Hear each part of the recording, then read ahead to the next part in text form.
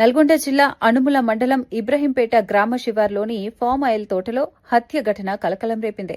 సమాచారం అందుకున్న వెంటనే మిర్యాలగూడెం డీఎస్పీ రాజశేఖర్ రాజు సంఘటనా స్థలానికి చేరుకుని పరిస్థితిని పరిశీలించారు. ఆయనతో పాటు సీఐ శ్రీను నాయక్, హల్యా ఎస్ఐ సాయి ప్రశాంత్ కూడా ఘటనా స్థలిలో విచారణ చేపట్టారు. హత్యకు గల కారణాలపై పోలీసులు అన్ని కోణాల్లో దర్యాప్తు ప్రారంభించారు. స్థానికులను విచారిస్తూ ఆధారాలు సేకరిస్తున్నారు. రుద్రాక్ష లావణ్య, రుద్రాక్ష సుమలత వీళ్ళిద్దరు కూడా తల్లి బిడ్డలు.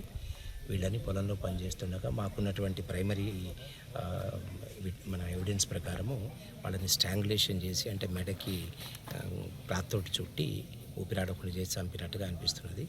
దీనికి సంబంధించి ఇప్పుడు వీళ్ళకు ఉన్నటువంటి ల్యాండ్స్, తర్వాత వీళ్ళకి వీళ్ళ ఆడబిడ్డలకి ఉన్నటువంటి పంచాయతీ దీనికి కారణమని ప్రైమరీగా మాకు ఉన్నటువంటి ఇన్ఫర్మేషన్. దీనికి సంబంధించి ఇంకా మాకు సీన్కి క్లూస్ టీము, డాగ్ స్క్వాడ్ వస్తున్నాయి. విత్ ఇన్ షార్ట్ పీరియడ్ వేరే అవుతాయి. తర్వాత మా ఆఫీసర్స్ కూడా అందరూ దీని ఇన్వెస్టిగేషన్ పనిలో ఉన్నారు.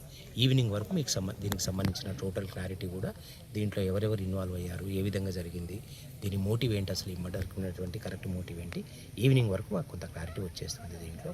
సో ప్రస్తుతానికి ఈ జరిగిన ఇద్దరు మహిళల హత్య కూడా భూతగాదాలని దృష్టిలో పెట్టుకొని విత్ ఇన్ ఫ్యామిలీ సర్కిల్లో జరిగినటువంటి మర్డర్ లాగా మాకు కనిపిస్తుంది.